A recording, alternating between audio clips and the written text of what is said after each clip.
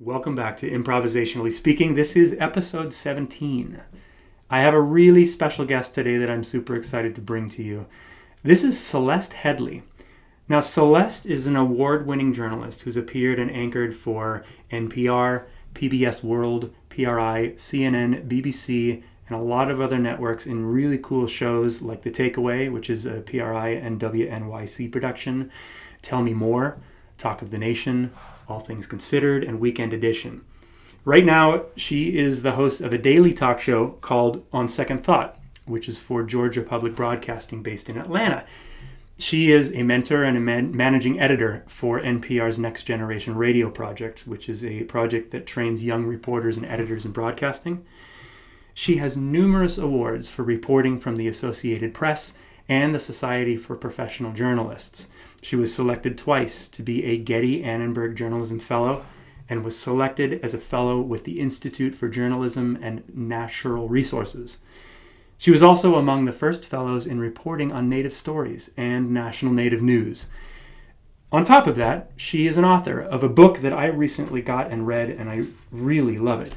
And the book is called We Need to Talk: How to Have Conversations That Matter. It can be found on, any place you buy a book, both virtual and literal. And I'm really excited to have her with us today. From the sunny Seattle studios of Improv Alive, I am Julian Schrenzel, and this is Improvisationally Speaking. Celeste Headlee, welcome to Improvisationally Speaking. Thank you for having me. Yes. Your TEDx was a real wake-up call, I think, to myself, even though I practice conversation and I help people in that way. There's an interesting story in there around how you learn to keep your mouth shut, your mind open, and be prepared to be amazed. It was your number 10 in your points on how to have a good conversation, and I couldn't help but wonder, that's so specific. Do you have a particular story behind how you learned to keep your mouth shut, your mind open, and prepare to be amazed? Obviously, as I mentioned, that's something that I learned all the time growing up. You know, my grandfather was friends with Stokowski and Howard Hansen and all these important people. And when those are the kind of people coming over to the house, they don't want children talking. So I'm not going to say anything to Leopold Stokowski that is going to impress him with my knowledge, right? So that was part of growing up. And, you can either resent that, although, that was just the way that the world was. I thought every kid was supposed to shut up when important people came over. Or you can sort of learn to go with it, right? So I could either leave the room completely, and that's one solution to it, or I could sit there and listen to what was going on. And I usually chose the second one. And where that really came into play was when I became a talk show host, right? Because I've worked with other talk show hosts that are always trying to impress the guests with their knowledge. But I realized, you're not going to tell Neil deGrasse Tyson anything about astrophysics that is going to impress him, right? I'm not going to tell Bill Gates anything about business that's going to make him stop and go, wow, you really know a lot about business, right? So it was sort of the same sort of calculation. I can either leave the room or I can sit here and listen to this person whose expertise is greater than mine. And obviously, I chose the latter because I was the talk show host. But, as I mentioned, it was part of my growing up. Yeah. Do you think, I know that your background, you are also an accomplished singer, classical singer. And I'm wondering if how does music and music performance, having been your background, how does that play in? Like, do you find when you're singing and performing, do you use any of the skills that you employ as a listening interviewer to your music, or do you take some of your music and performance skills and abilities and bring them into, do those worlds cross for you? Oh, so much. I think, music is a higher level of listening, right? But it's also turn taking. You know, I mean, you literally would not be able to make it through an opera if you were singing all the time. So you have to respect that. But I think even more than that, when you're thinking about turn taking, when you combine the turn taking with the listening, I'm using what somebody else does to feed into my next line, right? I'm hoping they do a fantastic delivery of their line because that's going to make my line better. I'm relying on them. And that's sort of the way a really great conversation should go as well. I'm rooting for them. I'm not waiting to enter. I'm listening to their flow of music, which is going to help me enter at the right time. It's going to help me be in the right mood, right? It's going to help me hit the right tone and pitch. And so that, again, it just requires this deeper listening. I think most musicians are trained to be better listeners than an average person. That's just part of the job. Yeah, that's a really good point. I know you founded the improv practice at your undergrad. When you talk about your connection from classical singing to interviewing and having conversations, it also brings in a lot of the principles of improvisation. And I think would you agree that it really, there's just a connection between all of that? Oh, absolutely. And when I do workshops, because I'll do workshops, especially for corporations, in how to become better conversationalists, and almost every one of those exercises is an improv exercise, right? Because, you know, the whole foundation of improv in terms of accepting what someone else hands to you, which is the hardest thing in improv for people to, right? I mean, wouldn't you say that's one of the hardest early lessons, is that somebody can't pretend that they're at a dance recital and then you jump in with a gun. Isn't that like one of the jokes in The Office with Michael? Every single improv turns into him with a gun. Yes. And so you have to learn how to say yes to what they've just done and accept what they're laying down and then respond to it, as opposed to bullying your way through so that you're doing a scene about what you want to do your scene about. And it's the same thing in conversation that I'm telling you to do, is accept what you've just heard and listen carefully and then build on that rather than bullying your way through. It's so similar. And improv, you have to listen. Right. If you stop listening even for 20 seconds, you're kind of screwed. You're irrelevant at that absolutely. Point.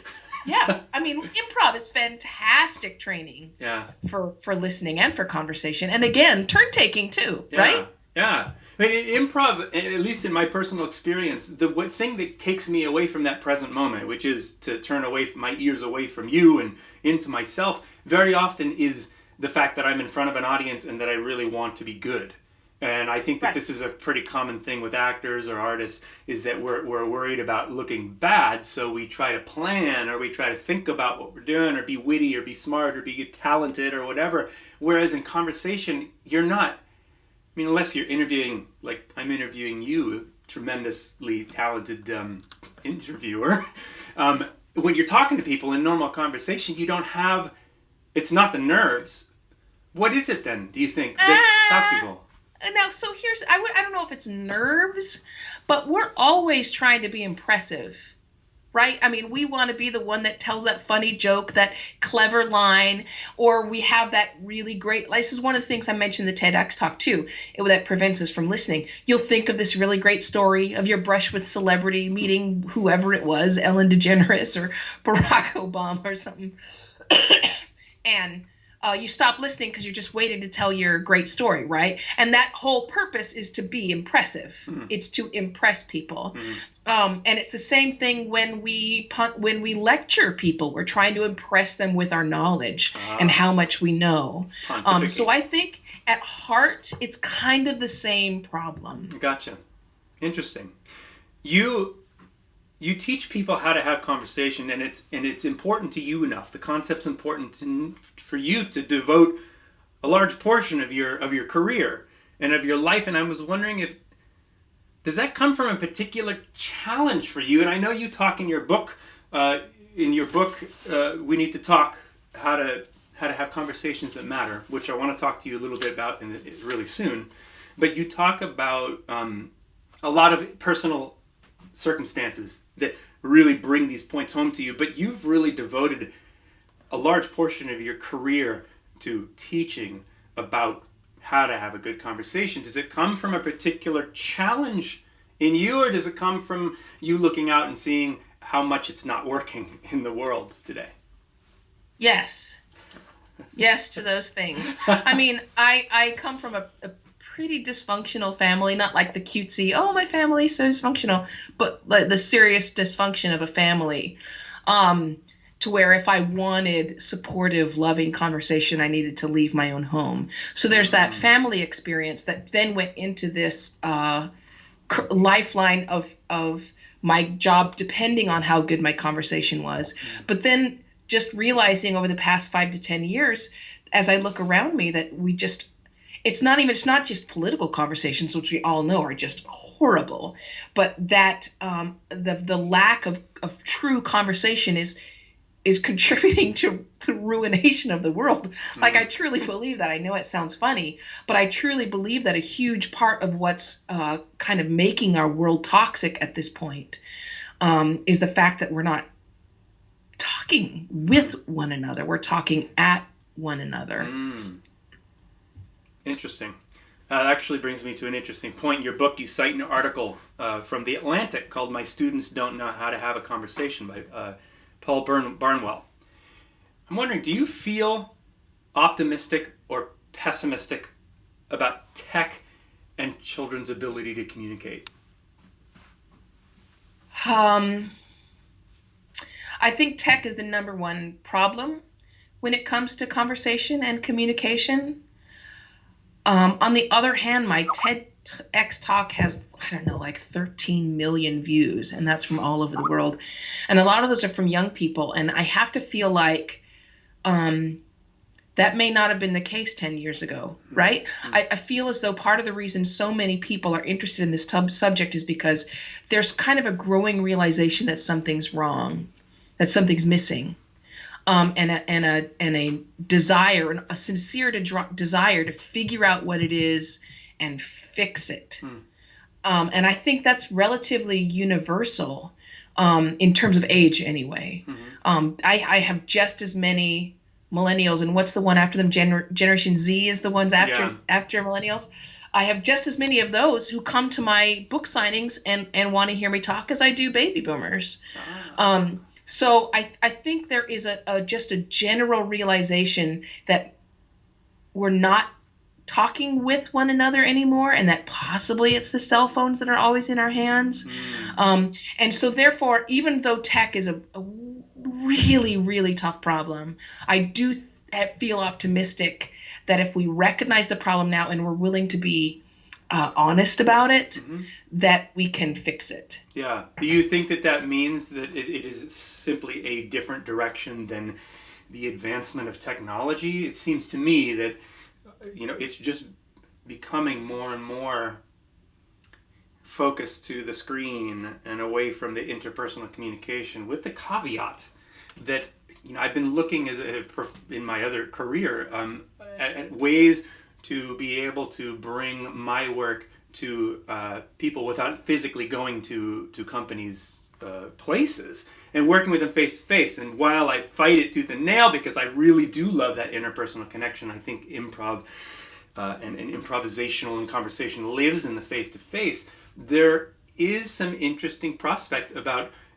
using virtual reality or augmented reality or kind of videos where you have an entire screen where you're working with teams against teams and they're all looking at each other face to face. It looks like you're looking in someone's eye. Do you think that technology may have the ability to progress into assisting with communication rather than trying to serve to cut it? So, yes, but with addendum. Because we don't have quite the ability yet to have an actual video. Like, I'm looking at an actual video of you. I can see your facial expressions. I can see how handsy, or maybe not handsy is the right word in this day and age, right? But how much you gesticulate. I can see your body movements. And that means we're actually getting a lot of the benefit of human communication right now. But the thing of it is that, and this boggles my mind, honestly, human beings communicate better than any other species on the planet. In fact, there's more and more evidence at this point that the reason we dominate the planet has more to do with our communication skills than anything else that we do, right? We're not necessarily the most logical species. I think we can kind of all admit that right now, right? We may not even be the smartest at this point. I mean, as we get better at evaluating intelligence that is not human, we may not be the smartest, and we're certainly not the most physically impressive. We lose out to pretty much every other species, even a mosquito. So, but the one thing we do better than any other species, as far as we know, is communicate. And we have made sacrifices, biological sacrifices, in order to be able to articulate well and communicate well. And it means that we can use a hive mind. I don't have to know how to fix my toilet, right? Because I can call a plumber. I don't need to know how to do neurosurgery, because not only can I find a neurosurgeon, but I can explain in detail what's wrong and what my symptoms are and where it hurts. That is an extraordinarily sophisticated level of communication. So it boggles my mind that as we work with tech, we seem to never tire of finding replacements for human communication. Like, there's so many things we do terribly. Can't we focus our tech on those things? Why do we keep trying to find new ways to replace communication? That's what we do really well. That's interesting. I've never heard that concept, but you're so right. You're so right about that. Yeah. So I think it's going to be, if we ever were able to replace human communication with anything, when you consider how sophisticated our communication is, we don't even understand at this point how sophisticated that is. We don't understand all the ways in which we pick up on just minuscule movements of the face and body and eyes. There are ways in which touching someone, a negotiation that begins with a handshake, is infinitely more likely to be successful than one in which there's no body contact. We don't know why that is. And here's another thing that kind of will boggle your mind. There's this research coming out of Princeton in which they would have one person tell a story, a personal story from their life, and then they would have a bunch of other people listening to that story, and they'd have them all hooked up to fMRIs. And what they found was that when those people were engaged in what's called active listening, their brain waves would sync up with that of the speaker. They would move in sync so perfectly at some point that in some cases the listener's brain anticipated changes in the speaker's brain by a fraction of a second. Wow. I mean, that's amazing. That is mind meld. Yeah. We don't know how it works. We don't know why it works, but that is a level of communication which at this point, we have no technology that could replace that. And frankly, why would we? Yeah, that's very interesting study. I want to take you back for a moment to a couple of things that I thought were interesting as well, if I may. You have a story of Zernona, who was a 1960s civil rights activist, who struck up a relation with a KKK Grand Dragon. Have you found similar results in the difficult conversations you have had on air and in your personal life? What I mean by that is you talk in that portion of your book about difficult conversations and why they're so important. And that would be interesting to understand from you. Do you find in your experience when you have had conversations that were difficult for you, were they more salient? Were they more interesting? Did they stand out as being more productive in your life personally? I think they're incredibly effective at making me smarter. They're better at increasing my empathy and keeping my mind open, I think. But I think, the real breakthrough was in discovering that I didn't have to prove anybody wrong. And part of that is through journalistic training, right? Because that's not the job. The job isn't to convince anybody or educate anybody. The job is to let that person express their own expertise. And when the sort of epiphany for me was when I took that particular principle off the air and into my regular life and realized there's really no reason to be going around educating everybody I meet. Like, what if I flip the switch all the time? What if I'm always going into these conversations to learn from them and hear their expertise instead of just sharing mine all the time? Like, I'm not living in a TED Talk, right? I mean, and that was sort of the biggest, one of the biggest breakthroughs, because it does solve problems, and it does mean that I'm getting a lot more information and diverse perspectives. And I tell people all the time, every human being deserves respect. Not every opinion, but every human being. Yes. Do you find I would imagine in a lot of hard conversations, the challenge is that your emotions get into it and you want to correct, or you want to right the wrong, or you want to state do you have you found any tips and tricks as a professional converser on how to handle your own emotions that way? It's funny because the first step to that is to be aware that that's happening, and that's hard. And it kind of brings us back to improv, right? I mean, because improv is all about mindfulness. It's like being right there in that moment. And that's really difficult for a lot of people. And so your first step in that is to actually be aware that you're beginning to get emotional or defensive or upset or whatever it may be. And when that happens, I usually say to the other person, you know what?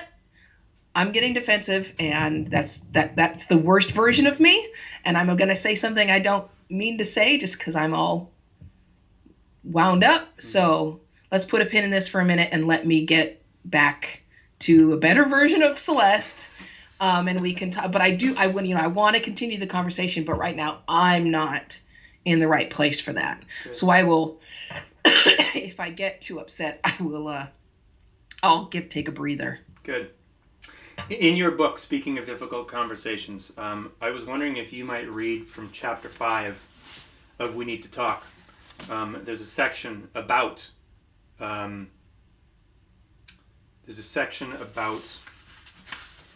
get to there,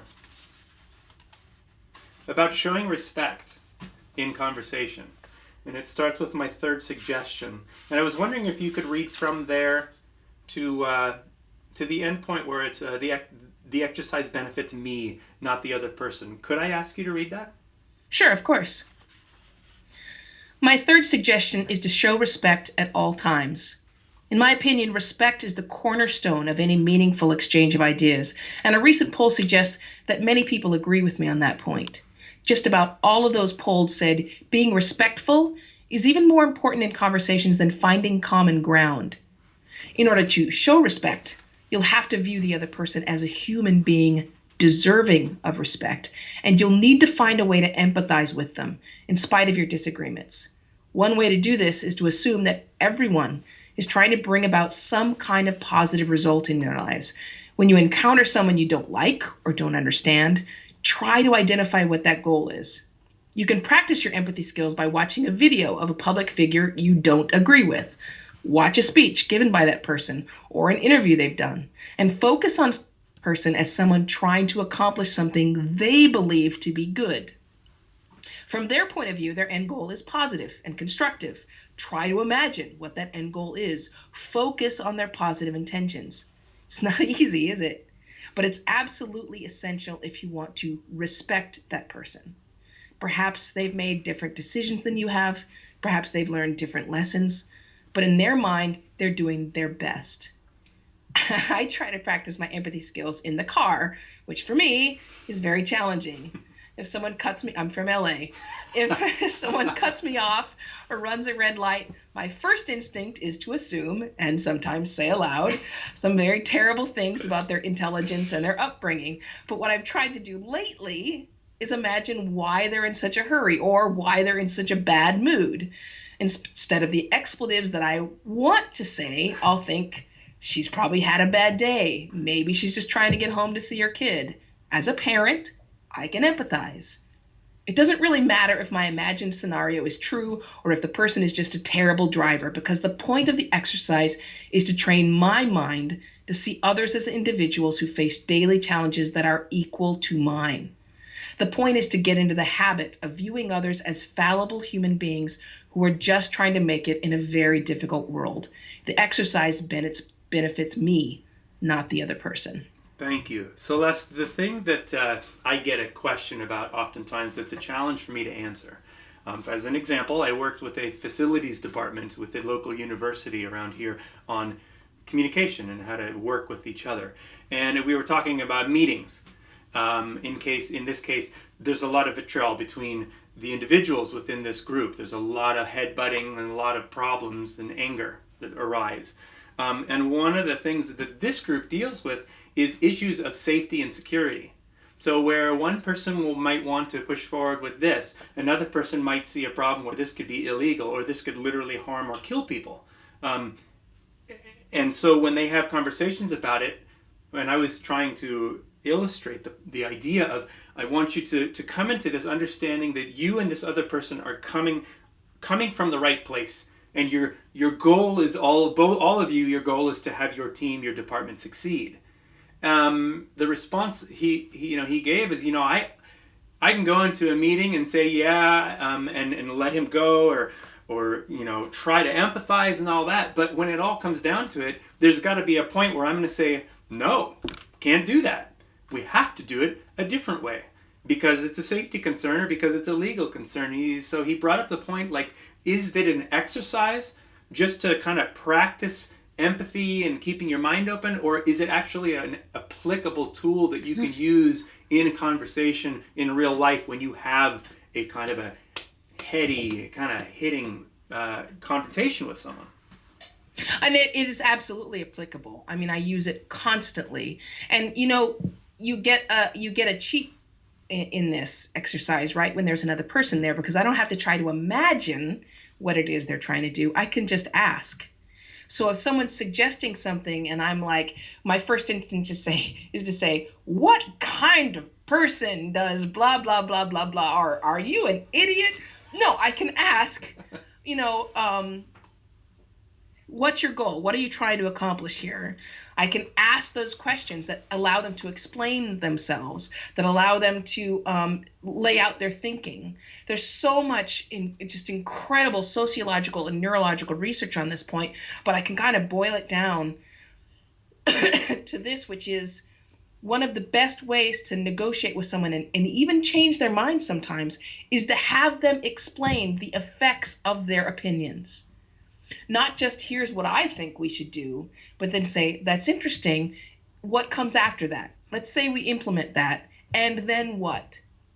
And when they've done that, at least in the laboratory and research setting, they have found the first glimmer of light in terms of like opening up people's minds and changing their opinions on things they think really carefully about. So, I have that whole chapter on asking questions. That's how powerful a question can be. Excellent. Thank you for that.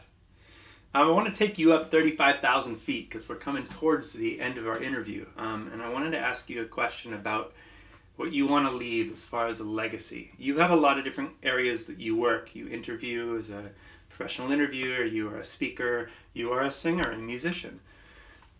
Overall, overarching all of that, what is the legacy that you would like to leave on this earth when you're all said and done? It's funny because my different professions are all really different, but when you think about it, they're all the same. The mission is the same, right? The mission is to reach people on an emotional level through my voice. And if I were going to leave behind any legacy, it's to have people learn to find the wonder in the other human beings that surround them. Because it's an unending source for insight and education and perspective. And it's funny because this whole conversation we've been having, especially about sexual assault and the Me Too movement, and we focus a lot on what's been done to different people in the workplace. But what I can't get out of my mind is, what did we lose? Right? When those people left those workplaces or left those areas, and in some cases left those industries altogether, what voices did we lose? What perspectives did we lose? And that's sort of the legacy, is to have people stop taking for granted the human beings around them and the experiences that are different from their own, and start like taking advantage of the human beings around them in a healthy way, taking advantage of all that knowledge and wisdom, and sometimes goofiness and fallibility and stupidity too, but taking it all in. Yeah, I mean, people do make stupid mistakes, right? But think about this for just 1 second. Think of how far advanced the human race would be if we actually learned from other people's mistakes. If every new generation didn't have to do the exact same stupid crap that their parents did, because telling a kid not to do something, don't touch the hot stove, they still got to try it, right? And it's the same thing in dating. It's the same thing with money, with college, with all that stuff. You tell them, I made this mistake. Do they listen to you? They do not. So, you know. You brought up a really interesting point. I don't want to segue too long, but I would want to say that some people might say that a mistake is one thing. But I think that the point that a lot of people are bringing up is when this is an issue of sexual, I'm trying to think of the word I'm thinking of. This is not an accident. This is a repeated thing. No, intentional harassment and domination. And I would never suggest that anybody stay in any conversation that is abusive in any way. Sexually, physically, emotionally, whatever abuse is occurring. Never walk away from that. But let's say, what if you're at work and you're talking to some guy who says, well, you should get over it. You know, if you can't stand the heat, get out of the kitchen, right? That guy's not abusing you sexually. No. He just has a very different opinion than you do. Yeah. And I would call that a mistaken opinion. Yeah. But I can learn from that mistake. Yeah. I can get more information about why he thinks that. He may think that because he had to endure something when he first got into the workplace. Yeah. You don't know. Yeah. You can't make assumptions. Yeah, you're right. And I thought what you were referring to is, let's say, for instance, Garrison Keillor, who is, we could all know disputing, he certainly has made a mark and given some very valuable things to our world. To see him go, I think what you're saying is you have to look at the person and make a decision based. You can't inextricably link the action to the value of having that person in a public setting. Maybe you can say it better than I, but I'm trying to grasp what exactly you're saying. I mean, I think that you can learn from everybody, even the jerks who have sexually assaulted and harassed other people. Do I want to work with them? Do they deserve a massive multi-million-dollar backed public platform? I don't think so.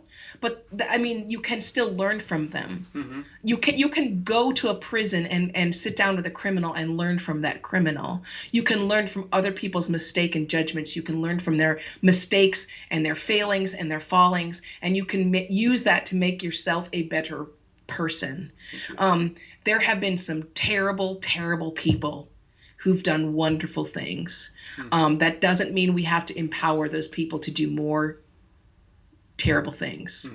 But it does mean we can learn from them, because we're all terrible and wonderful. Hopefully more the latter than the first, but maybe equal measures, right? Yes. So I just would want us to not take for granted the human capital all around us. Yes. And to remember that life is tough. It's really hard, and it's hard for everybody. And we're really focused on how all the things we've had to overcome and the things that are wearing us down right now. That's easy to do because we're the only person aware of all that for ourselves, right? But we don't realize that somebody else is the star of their own movie. Someone else is having to overcome that stuff too. And no matter how much money you have, life is hard.